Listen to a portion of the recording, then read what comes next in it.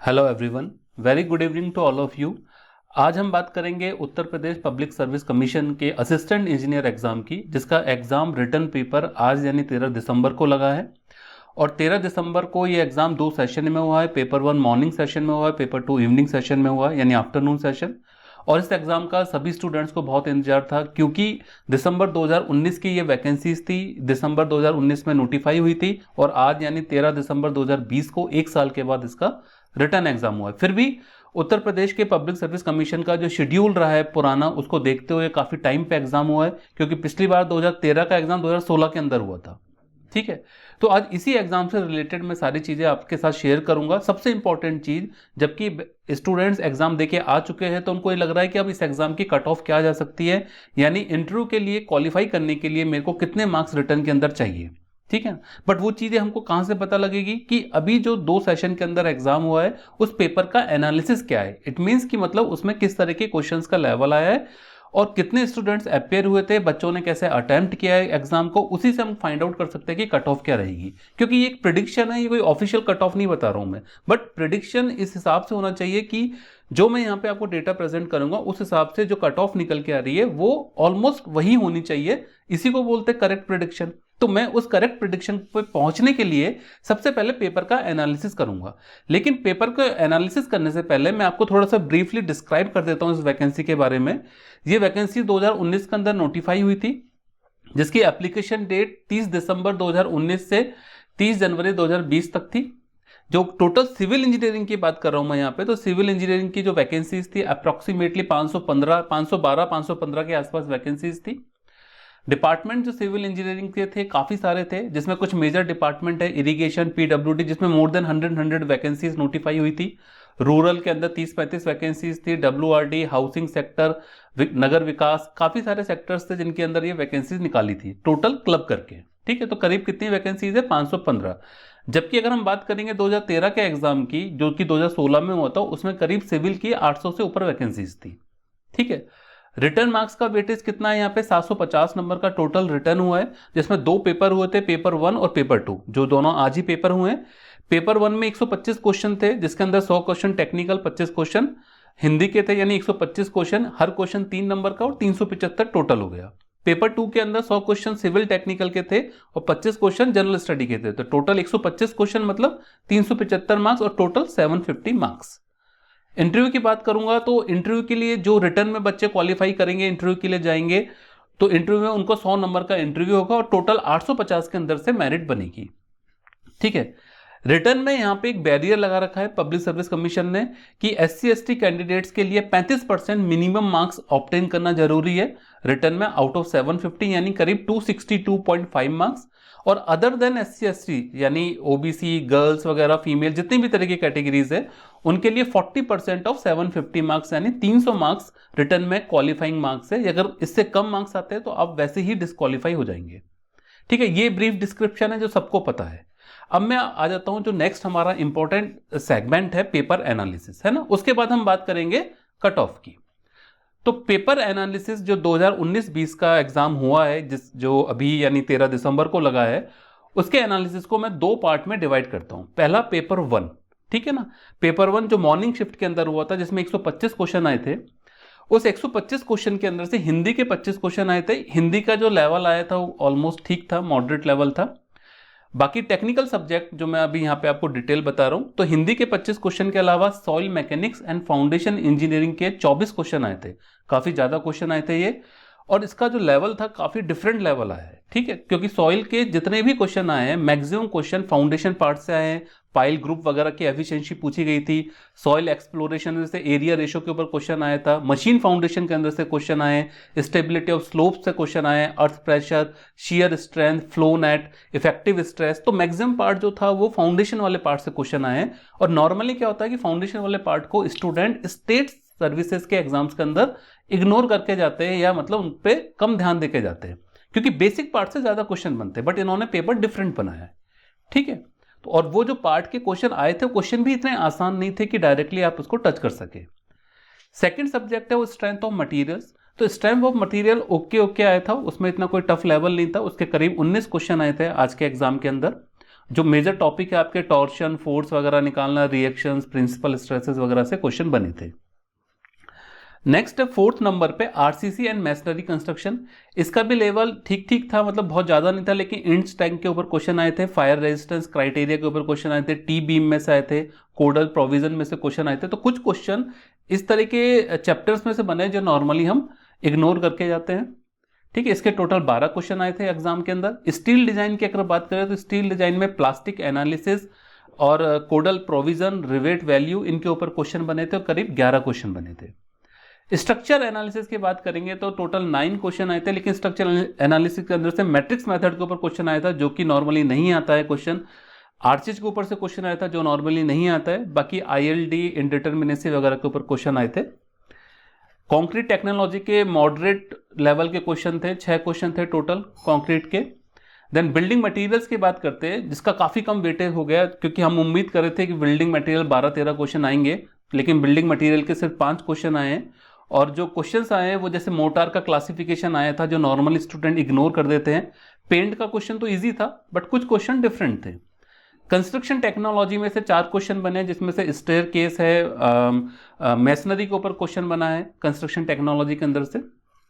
ठीक है, engineering mechanics normally क्या होता है, सॉम के अंदर ही मर्ज कर देते हैं, बट इंजीनियरिंग मैकेनिक्स ने अलग से 4 क्वेश्चन बनाए हैं, जिसमें फ्रिक्शन कोफिशिएंट के ऊपर क्वेश्चन आया है, जिसके अंदर से फोर्स निकालने के ऊपर क्वेश्चन आया है। ठीक, numerical. Then building technology plus estimation and costing के अंदर से 3 क्वेश्चन आए। इसमें टर्म्स के ऊपर क्वेश्चन बने हैं और वो तीनों ही क्वेश्चन बहुत डिफरेंट है, मतलब अगर किसी को पता नहीं हो तो वो अटेम्प्ट कर नहीं सकता वो तीनों क्वेश्चन। पर्ट सीपीएम की बात करेंगे तो पर्ट सीपीएम में से ओके लेवल के क्वेश्चन बने हैं 3 क्वेश्चन। तो टोटल ये 100 क्वेश्चन बने हैं, जिनका लेवल जो एक नॉर्मल एग्जाम के अंदर आता है उससे बहुत डिफरेंट लेवल आया क्वेश्चन का। जो एक अच्छा स्टूडेंट है वो भी कोई बहुत ज़्यादा अटेम्प्ट इस पेपर में कर नहीं पाएगा। तो इसकी बात हम आगे करेंगे कि कितना अटेम्प्ट कर सकते थे इस पेपर के अंदर और कितने मार्क्स ऑब्टेन कर सकते थे। बट उससे पहले मैं पेपर 2 को एनालिसिस करूंगा। पेपर 2 के अंदर भी अगेन 125 क्वेश्चन आए हैं, लेकिन पेपर 2 पेपर 1 के कंपैरिजन में इजी आया है। ठीक है, और पेपर 2 के अंदर जो क्वेश्चन आए मैं आपको एक बार बता देता हूँ।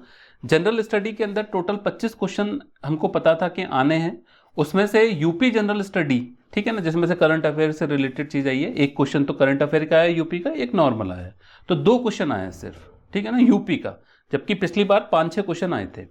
ज्योग्राफी की बात करेंगे तो ज्योग्राफी में 6 क्वेश्चन आए हैं, पॉलिटी के अंदर 4 क्वेश्चन बने हैं, इकोनॉमिक्स के ऊपर जो क्वेश्चन बने हैं करीब 3 क्वेश्चन है, करंट अफेयर में से 4 क्वेश्चन आए हैं, हिस्ट्री में से करीब 6 क्वेश्चन आए हैं। हमको उम्मीद थी कि करंट अफेयर का ज़्यादा पोर्शन आएगा, बट ऐसा नहीं हुआ है, मिक्स पोर्शन आया है, लेकिन क्वेश्चंस का लेवल, करंट अफेयर के क्वेश्चन आप अटेम्प्ट कर सकते हैं, लेकिन बाकी क्वेश्चंस का लेवल अच्छा खासा आया है। तो हम जनरल स्टडी को ईजी नहीं बोल सकते, इसका मॉडरेट टू डिफिकल्ट लेवल है यहाँ पे, जबकि हिंदी का जो लेवल था वहाँ पे वो एवरेज लेवल था। लेकिन यहाँ पे टेक्निकल कंपैरेटिवली पिछले पेपर यानी पेपर 1 के कंपैरिजन में इजी आया है। फ्लूइड मैकेनिक्स का अच्छा खासा वेटेज आया है 23 मार्क्स का, और जो क्वेश्चंस बने हैं वो चैनल, नॉचेस के अंदर से, laminar flow, drag force, turbine, pump, boundary layer, pipe, इनके अंदर से क्वेश्चन बने हैं। कुछ क्वेश्चंस को छोड़ के बाकी क्वेश्चंस ठीक ठाक लेवल के हैं। एनवायरमेंट इंजीनियरिंग को काफ़ी कवर किया है इन्होंने, 20 क्वेश्चन डाले हैं एनवायरमेंट के। इनफैक्ट नॉइस के अंदर से क्वेश्चन बनाया है, ट्रिकलिंग फिल्टर के अंदर से क्वेश्चन बनाया है, स्लज वॉल्यूम इंडेक्स के ऊपर क्वेश्चन आया है, hardness, self purification, BOD COD के ऊपर क्वेश्चन आया है, पीएच वैल्यू के ऊपर एक न्यूमेरिकल बनाया है इन्होंने। ठीक है, पॉपुलेशन को फोरकास्ट करने के लिए जो फॉर्मूले दिए हुए हैं, हमको 4-5 फॉर्मूले, उनके ऊपर न्यूमेरिकल बनाया है। ठीक है, तो ये एनवायरनमेंट के पोर्शन आए। सर्वेइंग में से बहुत डिफरेंट पोर्शन आए, क्योंकि फोटोग्रामेट्री के अंदर से इन्होंने 2-3 क्वेश्चन बना दिए हैं, जीआईएस जीपीएस के अंदर से क्वेश्चन बना दिए जो नॉर्मली इग्नोर करके जाते हैं, ट्राइंगुलेशन के अंदर न्यूमेरिकल क्वेश्चन बनाया है जो नॉर्मली इग्नोर करते हैं। अपार्ट दिस कर्व सर्वेइंग है, सेंसिटिविटी ऑफ बबल ट्यूब भी हम लोग इग्नोर कर देते हैं, लेवलिंग का बाकी पोर्शन पढ़ लेते हैं, लेकिन बबल ट्यूब की सेंसिटिविटी को इग्नोर कर देते हैं। उसमें से क्वेश्चन बनाया है, एरर्स के अंदर से क्वेश्चन बनाए, थियोडोलाइट के अंदर से एक थ्योरी क्वेश्चन बनाया है, बाकी स्केल के वगैरह के ऊपर तो क्वेश्चन आए हैं।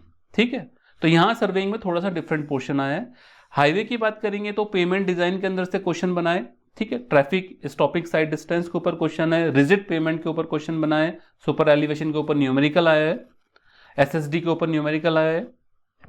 इरिगेशन की बात करते हैं तो इरिगेशन में जैसे इन्होंने क्रॉस ड्रेनेज वर्क को कवर किया है तो वो थोड़ा सा इग्नोर करके जाते हैं, स्पिलवे को कवर किया है वो भी इग्नोर करके जाते हैं। बाकी जो कॉमन पोर्शन है वो D2 डेल्टा, खोसलाज थ्योरी जो एग्जिट ग्रेडियंट की है उसके ऊपर क्वेश्चन बनाया है, लाइन अनलाइन कैनाल लेसी के ऊपर न्यूमेरिकल बनाया है। तो ये तो नॉर्मल क्वेश्चन है, बट जो CD वर्क है, स्पिलवे है, इसके ऊपर भी क्वेश्चन बने जो नॉर्मली स्टूडेंट्स इग्नोर करके जाते हैं। हाइड्रोलॉजी की बात करेंगे, हाइड्रोलॉजी में सेपरेट 9 क्वेश्चन बनाए, यानी इरिगेशन प्लस हाइड्रोलॉजी यानी वाटर रिसोर्सेज इंजीनियरिंग के अंदर 18 क्वेश्चन है, तो हाइड्रोलॉजी के अंदर 9 क्वेश्चन है। 9 क्वेश्चन के अंदर जो वेटेज है वो जैसे थीजन पॉलीगन के ऊपर इन्होंने न्यूमेरिकल डाल दिया है, यूनिट हाइड्रोग्राफ का एक थ्योरी क्वेश्चन है, रन ऑफ कोफिशिएंट के ऊपर न्यूमेरिकल है, ग्राउंड वाटर के ऊपर क्वेश्चन आया है। ठीक है, रेलवे प्लस एयरपोर्ट की बात करेंगे, एयरपोर्ट अकेले के अंदर से इन्होंने 2-3 क्वेश्चन बनाए। ठीक है, 3 क्वेश्चन आए एयरपोर्ट में, जिसमें एक न्यूमेरिकल भी आया, टेम्परेचर करेक्शन के ऊपर भी क्वेश्चन आया है। ठीक है, अगर रेलवे की बात करेंगे, रेलवे के अंदर स्लीपर डेंसिटी के ऊपर न्यूमेरिकल है। ठीक, सेफ स्पीड जो मार्टिन्स फॉर्मूले वगैरह है उनके ऊपर एक क्वेश्चन आया है। तो रेलवे प्लस एयरपोर्ट में से भी क्वेश्चन डाला है, इनफैक्ट टनल के अंदर से भी एक क्वेश्चन बनाया है, जो कि मेरे ख्याल में तकरीबन सभी लोग छोड़ के आते हैं। तो अगर मैं देखूं दोनों पेपर को, पेपर 1 पेपर 2 को, तो जैसे प्रीवियस जो यूपीपीएससी के एग्जाम होते थे, हमेशा ये होता था कि 20-25% क्वेश्चन तो प्रीवियस यूपीपीएससी के एग्जाम में से आ जाते थे, 25-30% क्वेश्चन प्रीवियस ईयर्स के एसएससी जेई या ईएस के लेवल में से, ईएस का जो पार्ट है उधर से आ जाते थे, यानी ईएससी में से, इंजीनियरिंग सर्विसेज के अंदर से। तो 50-60% लोगों को मिल जाते थे क्वेश्चन, ठीक है ना, या गुप्ता में से मिल जाते थे। लेकिन इस बार जो पेपर आया है, मान के चलिए 15-20% से ज़्यादा रिपीटेटिव क्वेश्चन नहीं आए हैं, और न्यूमेरिकल भी बहुत अच्छी क्वांटिटी में आए हैं दोनों ही पेपर के अंदर। हालांकि पेपर 2 के पोर्शन ईजी था, लेकिन कुछ क्वेश्चन पेपर 2 में ऐसे थे जो 100% लोग इग्नोर करके जाएंगे और वही क्वेश्चन एग्जाम में आए हैं, तो वो यहाँ पे थोड़ी सी एक तकलीफ वाली बात हो सकती है सभी के लिए। अब इन दोनों चीज़ों के बेसिस पर जो एनालिसिस हमने किया है, मैं एक कट ऑफ के लिए एनालिसिस करता हूं, यानी prediction of cut off for 2019-20। तो कट ऑफ को पहुंचने से पहले कि कट ऑफ को हम फाइंड आउट कैसे करेंगे, उसके ऊपर मैं एनालिसिस करता हूं। देखिए ये क्या है, criteria to predict cut off for unreserved category for qualifying in interview. मैं यहाँ पे अनरिजर्व कैटेगरी के लिए एक प्रिडिक्शन के लिए जो क्राइटेरिया है वो मैं आपको बताता हूँ, बाकी सारी कैटेगरीज में अकॉर्डिंगली हम कैलकुलेट कर सकते हैं। देखिए सबसे पहले बात करूंगा मैं पेपर 1 की। पेपर देखिए, मैं एक सिंपल सी चीज़ बता देता हूँ कि यहाँ पे कोई मैजिक नहीं है। कट ऑफ पे पहुँचने के लिए आपको बहुत सारे क्राइटेरियाज को देखना पड़ेगा, उसी के बेसिस पे हम कट ऑफ को प्रिडिक्शन कर सकते हैं। हाइपोथेटिकल कुछ भी नहीं हो सकता। तो मैं पहले स्टेप बाय स्टेप आगे बढ़ूंगा। पेपर 1 की बात करता हूँ पहले मैं, कि पेपर 1 में मैंने क्या क्या चीज़ें एनालिसिस की है। जो हिंदी के क्वेश्चन का लेवल था वो मॉडरेट था, ठीक है ना। एक स्टूडेंट जो एवरेज स्टूडेंट है 17-18 क्वेश्चन 25 में से अटेम्प्ट कर सकता है। अगर मैं बात करूंगा टोटल 100 क्वेश्चन जो टेक्निकल के आए थे, उसमें से रिपीटेड क्वेश्चन 15 से 20 थे। न्यूमेरिकल पार्ट बहुत ज्यादा था, 40 से 42। तो आपको जो 2.5 घंटे का टाइम पीरियड था, आपको कब निकल जाएगा आपको पता भी नहीं लगेगा, अगर आपने पढ़ के गए हैं सारी चीजें तो, ठीक है। और क्वेश्चंस का लेवल मैंने बताया, सॉइल के क्वेश्चन तो बहुत अब्रप्ट क्वेश्चन आए थे, तो क्वेश्चन का लेवल काफी डिफरेंट था। तो एक स्टूडेंट जिसने काफ़ी अच्छी पढ़ाई कर रखी है, स्टूडियस स्टूडेंट जिसको मैं बोलता हूँ या कैंडिडेट बोल सकता हूँ, उसके मैक्सिमम मार्क्स मैं प्रिडिक्ट करता हूँ, तो वो हिंदी में 25 में से 17-18 नंबर लेके आ सकता है, और सिविल टेक्निकल में मैक्स टू मैक्स 100 में से 65 से 70 क्वेश्चन कर सकता है, और हिंदी में 25 में से 17-18। तो जब इनको मैं ऐड करूंगा तो आप ये समझिए करीब करीब 82 से 88 यानी 82 से 88 क्वेश्चन एक अच्छा पढ़ने वाला स्टूडेंट अटेम्प्ट कर सकता है। तो उसके जो मार्क्स बनते हैं इस हिसाब से 246 से 264 बनते हैं आउट ऑफ 375। अब मैं बात कर लेता हूं एक एवरेज कैंडिडेट की, जिसने एवरेज पढ़ाई की है, ठीक है, जिसने बहुत सारी वर्कबुक्स वगैरह निकाली है, लेकिन जिसने बहुत नए टॉपिक को टच नहीं किया है, ठीक है, क्योंकि ये पेपर पूरा ईएसी लेवल के आसपास का पेपर था। तो हिंदी में तो 17-18 क्वेश्चन वो भी बना लेगा, लेकिन सिविल टेक्निकल में 50 से 55 से ज्यादा क्वेश्चन पे वो पहुंच नहीं पाएगा। तो एक एवरेज कैंडिडेट 195 यानी 195 से 219 मार्क्स 375 में से लेके आ सकता है। तो इन दोनों चीजों के जो कट ऑफ है, कट ऑफ एक एवरेज स्टूडेंट से ऊपर जाएगी, और जो मैक्सिमम मार्क्स वाला स्टूडेंट है उससे नीचे जाएगी। उसका रीजन क्या है मैं बताता हूं। क्योंकि देखिए जैसा कि आपको पता है कि करीब 1,38,000 टोटल फॉर्म भरे गए हैं, ठीक है। उसमें से जो सिविल के फॉर्म होंगे वो करीब करीब मान के चलिए 80-90 हज़ार होंगे। एग्जाम में अपियर स्टूडेंट हुए 55 से 60%, तो करीब 40 से 45 हज़ार बच्चे, यानी 50 मान लीजिए मैक्सिमम, एग्जाम के अंदर अपियर हुए। लेकिन जो सीट्स है वो 515 सीट है सिविल की, और उसका 2 टाइम्स इंटरव्यू के अंदर क्वालिफाई करना है, यानी करीब 1000 या 1200 सीट ज़्यादा मान लीजिए बच्चे या स्टूडेंट्स पास होंगे, ठीक है ना, इंटरव्यू के लिए। तो यहाँ पे कंपटीशन इस तरीके का हो गया कि मतलब करीब 50,000 में से 1000, यानी 50 के ऊपर एक बच्चा आ रहा है, ठीक है। इस बेसिस के ऊपर अगर मैं यहाँ पे कट ऑफ प्रेडिक्ट करूं, तो ये मान के चलिए कि मैं ये नहीं बोल सकता कि एवरेज बच्चे के जो मार्क्स आ रहे हैं वो क्लियर कर जाएगा, या जो बहुत मैक्सिमम नंबर आ रहा है वो तो डेफिनेटली क्लियर करेगा ही करेगा, बट एवरेज स्टूडेंट यहाँ पे कट ऑफ क्लियर नहीं कर पाएगा। तो जो कट ऑफ मार्क्स होंगे वो एवरेज से थोड़े ऊपर होंगे। तो जो कट ऑफ मार्क्स है पेपर 1 के लिए वो 220 से 230 हो सकते हैं 375 में। हालांकि कट ऑफ दोनों को मिला के बनेगी, बट मैं स्टेप बाय स्टेप यहाँ पे एनालिसिस कर रहा हूँ। तो पेपर 1 में 220 से 230 नंबर जिसके आ रहे हैं 375 में, वो थोड़ा सेफर साइड में, अनरिजर्व कैटेगरी की बात कर रहा हूं मैं भी, ठीक है। अब मैं पेपर 2 की बात कर लेता हूं। पेपर 2 में जो जनरल स्टडी का लेवल था वो मॉडरेट टू डिफिकल्ट था, यानी इजी लेवल नहीं था जनरल स्टडी का, ठीक है। जिनकी बहुत अच्छी तैयारी है वो इजी समझ सकते हैं, लेकिन नॉर्मल जो स्टूडेंट है वो नहीं कर पाएगा। रिपीटेड क्वेश्चन अगेन 15 से 20 क्वेश्चन के आसपास थे सिविल टेक्निकल के अंदर। न्यूमेरिकल पार्ट की बात करूंगा तो यहां थोड़ा सा कम था पेपर 1 के कंपैरिजन में, 34 से 36 क्वेश्चन आए थे 100 क्वेश्चन में से, ठीक है, सिविल में। अब मैक्सिमम मार्क की बात करता हूं, तो यहां पे सिंस कि पेपर का लेवल पेपर 1 के कंपैरिजन में पेपर 2 का लेवल डाउन था, तो जो मैक्सिमम मार्क्स ऑब्टेन किया जा सकता है, एक जो पढ़ने वाला बच्चा है, स्टूडियस कैंडिडेट है, वो जनरल स्टडी के अंदर 15 से 16 क्वेश्चन कर सकता है, और सिविल टेक्निकल के अंदर 72 से 78, यानी मोटा मोटा अगर मानेंगे तो हम 87 से 94 के बीच में आउट ऑफ 125 क्वेश्चन ये अटेंड कर सकता है, यानी 84 से 95। और पेपर 1 में हमने क्या बताया था, 82 से 88, ठीक है। तो इसके मैक्सिमम मार्क्स 261 से 282 बना सकता है एक जो अच्छा पढ़ने वाला स्टूडेंट है, जिसका सिलेक्शन श्योर लग रहा है कि होगा ही होगा, ठीक। एवरेज स्टूडेंट की बात करें तो उसकी जनरल स्टडी में 13 से 15 क्वेश्चन अटेम्प्ट होंगे, और सिविल में सिंस की पेपर का लेवल इजी था तो वो 60 से 65 कर सकता है, यानी 73 से 78 के बीच में अटेम्प्ट मार सकता है एग्जाम के अंदर। तो मार्क्स कितने बन गए, 219 से 240 के बीच में एवरेज कैंडिडेट के। देखिए पेपर 1 में जो एवरेज कैंडिडेट के मैक्सिमम मार्क्स जा रहे थे 219 जा रहे थे, और पेपर 2 में वही मार्क्स 219 से स्टार्ट हो रहे हैं, राइट। और जो मैक्सिमम मार्क्स ऑब्टेन किए जा सकते हैं किसी स्टूडियस स्टूडेंट के, वो पेपर 1 में 264 पे खत्म हो रहे थे, और पेपर 2 में 261 से स्टार्ट हो रहे, क्योंकि दोनों पेपर के लेवल में डिफरेंस था। तो पेपर 2 में जो स्टूडेंट कट ऑफ क्लियर करेगा वो एवरेज से थोड़ा ऊपर जाएगा, ठीक है, लेकिन जो मैक्सिमम मार्क्स ऑब्टेन हो रहे हैं उससे थोड़ा नीचे जाएगा। तो करीब करीब 240 से 250, 240 से 250 के बीच में एक कट ऑफ जो क्लियर करने वाला स्टूडेंट है उसके मार्क्स आएंगे 375 में से। तो पेपर 1 में कितने मार्क्स आ रहे हैं, 220 से 230 की रेंज में, और पेपर 2 में मार्क्स आ रहे हैं 240 से 250। तो अगर हम इन दोनों को समअप कर दे तो 750 में से अनरिजर्व कैटेगरी के अंदर कितने आ गए, 460 से लेके 480 के बीच की रेंज आई, ठीक है ना। मैं अगले पॉइंट पे आ रहा हूं। फाइनल कट ऑफ क्वालिफाइंग जो स्टूडेंट कर रहा है इंटरव्यू के लिए उसकी कट ऑफ कितनी जाएगी, तो अनरिजर्व कैटेगरी के जो स्टूडेंट है उसकी कट ऑफ 460 से 480 जाएगी। रिटर्न मार्क्स की कट ऑफ की बात कर रहा हूं मैं ये, उसके बाद इंटरव्यू के मार्क्स जुड़ेंगे, देन फाइनल कट ऑफ बनेगी, ठीक है। तो इंटरव्यू के लिए जो स्टूडेंट क्वालिफाई करने वाला है, अगर उसकी रेंज अनरिजर्व कैटेगरी में 460 से 480 मार्क्स के बीच में है 750 में से, यहां मैं ऑल डिपार्टमेंट की बात कर रहा हूं, चाहे वो पीडब्ल्यूडी है या इरिगेशन है या रूरल डिपार्टमेंट है, सबकी जो मिनिमम मतलब इतने मार्क्स आ गए तो कोई ना कोई डिपार्टमेंट में उसको इंटरव्यू देने का मौका मिल जाएगा स्टूडेंट को। तो अनरिजर्व कैटेगरी के अंदर 460 से 480, ओबीसी के अंदर 440 से 460, एससी कैटेगरी के अंदर 290 से 310, एसटी कैटेगरी में 330 से 350, और फीमेल कैटेगरी में वुमेन कैटेगरी के अंदर 360 से 380, ठीक है ना। ये 750 में से अगर मार्क्स ऑब्टेन किए जाते हैं किसी कैंडिडेट के रेस्पेक्टिव कैटेगरी में, तो वो इंटरव्यू में क्वालिफाई होना चाहिए।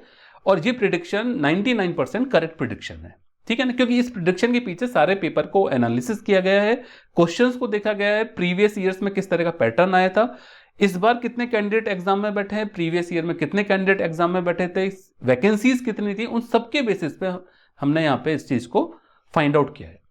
तो जो स्टूडेंट इस रेंज में आ रहे हैं वो ऑलमोस्ट सेफ है। मैं तो कहूंगा कि जो इससे ज्यादा रेंज में आ रहे हैं वो अपने आप को अच्छी तरीके से सेफ समझे, बट इस रेंज में आ रहे हैं वो स्टूडेंट सारे सेफ है मेरी ओपिनियन में, ठीक है। तो ये कट ऑफ का एक प्रेडिक्शन है जो आज के एग्जाम के बेसिस पे हम लोगों ने यहाँ पे किया है। Okay, thank you.